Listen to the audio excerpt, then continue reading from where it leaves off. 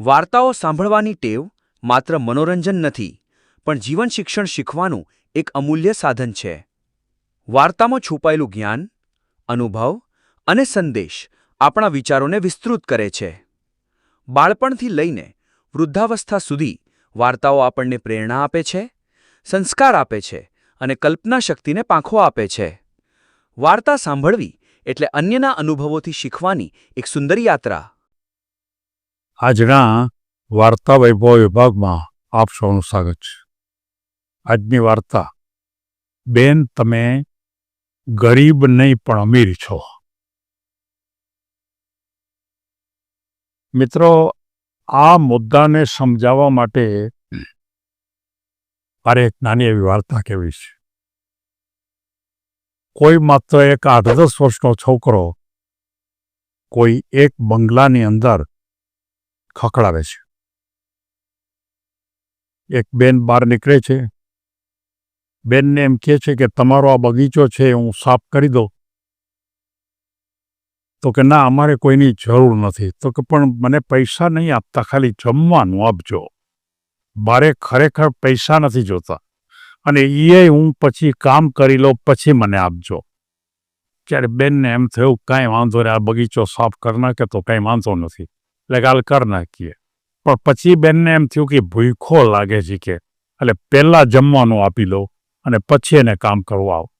એટલે એને એમ કીધું ભાઈ તું પહેલાં જમી લે અને પછી તું કામ કરી દે. ત્યારે પહેલો છોકરો કહે કે નહીં, હું મારું કામ કર્યા પહેલાં હું જમીશ નહીં. મને ભૂખ લાગી છે પણ હું જમીશ નહીં. ત્યારે બેન કહે છે કંઈ વાંધો નહીં. એ કામ કરે છે, 1-1.5 કલાક કામ કર્યું અને એકદમ બહુ સારી રીતે વ્યવસ્થિત રીતે બગીચો કરી નાખ્યો. અને તરત જ પેલો છોકરો બેન પાસે જાય છે અને એમ કહે છે કે તમે જરા જોઈ લો, મેં બરોબર કામ કર્યું છે ને, અને છતાંય તમને એમ લાગે તો હજી હું વધારે સારું કામ કરી દઉં. બેન જ્યારે બહાર નીકળે છે ને આમ જોવે છે તો એટલું બધું વ્યવસ્થિત કામ કર્યું હતું. એક પણ પાંદડું નહીં, કોઈ પાંદડું નીચે ન કર્યું હોય. બગીચાનો અંદરનો ભાગ એટલો બધો સાફ, બધા જ જે ઝાડ હતા એના ઉપર પાણી છાંટેલું હતું, એટલે ઉત્તમ પ્રકારે કામ કર્યું.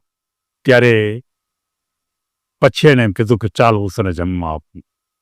અને એ જમવા આપવાનું જ્યારે કહે છે ત્યારે તરત જ પેલો છોકરો પોતાની થેલીમાંથી થોડાક વાસણ કાઢે છે. અને હજી તો આપ્યું નથી જમવાનું.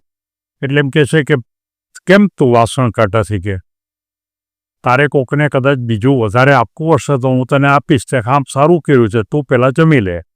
તો કે ના ના, મને એ કે આપી દો નહીં. કે તો કે શું કામ? તો કે હું અને મારી મા 2 જણા રહીએ છીએ, અને અમે બંને એક સાથે જ ખાઈશ. મેં કોઈ જુદા જુદા જમતા નથી. ગામમાંથી મને જે જમવાનું મળે એ હું ઘરે લઈ જાઉં અને અમે બંને એમાંથી જમીશ. પેલા બેનના મનમાં એમ થયું કે કેટલો છોકરો છે, આ છોકરો સાવ ગરીબ છે, ખૂબ બોલો છે, અને છતાંય એણે એમ કીધું કે કામ કર્યા પછી જ હું પૈસા લઈશ. કેટલો મહત્વની વાત. બીજી વાત, કામ એણે એટલું મોટું કર્યું કે જે તમે કલ્પના પણ ન કરી શકો. ત્રીજી વાત એ અગત્યની હતી કે એણે પોતે અહીંયા જમી લીધું હોત અને પછી લઈ ગયો હોત તો એની માતાને આપી શકત, પણ એણે એમ કીધું કે માની વગર હું જમીશ નહીં. આ છોકરાની અંદર કેવા પ્રકારના ગુણો છે! એટલે એ જે બેન હતા બંગલાવાળા, એણે એમ કીધું કે તું રહેશ ક્યાં? તો કે અહીંથી થોડેક દૂર હું રહું છું. તો કે હાલ હું તારી હારે આવું. બધું જમવાનું તો આપ્યું. પછી એની હારે જાય છે અને હારે જઈને એની માને એમ કહે છે કે તમારો દીકરો બહુ મોટો માણસ બનશે અહીંયા, અને તમે ખરેખર ગરીબ નથી, તમે તો અમીર છો. એટલે એ જે બેન હતા એમ કે કેવી રીતે અમે અમીર હોઈએ, મારી પાસે એક પણ પૈસો નથી. તો કે આ જે છોકરામાં જે ગુણો છે, એના જે વિચારો છે, એની જે કામ કરવાની પદ્ધતિ છે, એની જે બોલવાની પદ્ધતિ છે, એ માત્ર ને માત્ર અમીર માણસ પાસે જ હોઈ શકે. ગરીબ માણસ પાસે આ ન હોઈ શકે. તો કે કેવી રીતે તમે કહો શીખીએ? તો કે સૌથી પહેલાં મેં એને કીધું કે હું તને જમવા બેસી જા, પછી કામ કરજે. તો એણે એમ કીધું કે નહીં, પહેલાં કામ કરી લઉં અને પછી જમવા બેસીશ. એટલે કે આપણને પહેલો સંદેશો આપે છે કે જિંદગીમાં કામ કર્યા પછી જ તમે એનું વળતર માગો.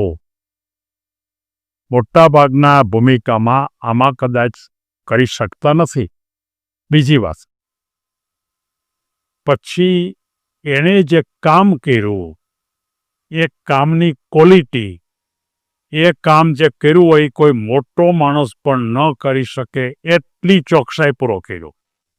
ઉતાવળ પણ ન કરી, ભૂખો હતો છતાં ઉતાવળ પણ ન કરી, અને સાથોસાથ એને બગીચો અમારો એટલો સારો બનાવી દીધો કે જિંદગીમાં આવો માણસ અમને કોઈ દી મળ્યો નથી.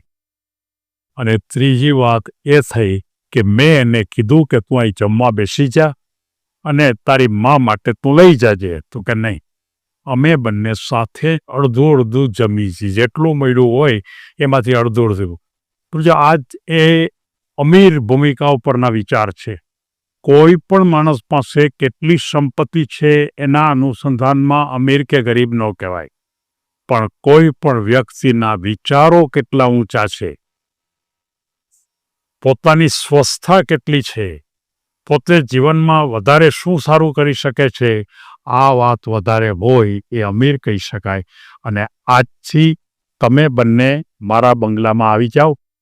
ત્યાં એક આઉટહાઉસ છે, તમે ત્યાં રહ્યો. આ દીકરો હવે મારા દીકરાની જેમ જ રહેશે અને એ મારું કામ કરશે અને એ રીતે એને અમે સાચવશું. અને ભવિષ્યમાં આ કંપનીના માલિક તરીકે પણ એને લેશું. એને દીકરો નહોતો, અને આગળ ઉપર એ જ છોકરો, એ જે બેન હતા એના ભાઈ પતિ પત્ની, એને જે દીકરો નહોતો, અને એ લેવલની અંદર એ છોકરો બહુ મોટો એ ગયા. મિત્રો, મારે તમને એમ કહેવાનું છે, એક નાનું કામ, એક સામાન્ય કામ, પણ તમે જો એકદમ પ્રમાણિકપણે જો કરો, જરા કે ઉતાવળ ન કરો, તમને શું મળે છે ની ચિંતા કર્યા વગર તમે જો ન કરો અને માત્ર કામ જ ઉત્તમ કરો, આ એક જ મુદ્દો તમે જો ધ્યાન રાખશો તો બનવા જોગ છે કે પહેલો ગરીબ છોકરો પૈસાની દ્રષ્ટિએ મોટા બિઝનેસમેન તરીકે રહ્યો, એમ તમને પણ કદાચ આવી કોઈ તક મળી જાય. એ શક્ય છે. સૌને ધન્યવાદ.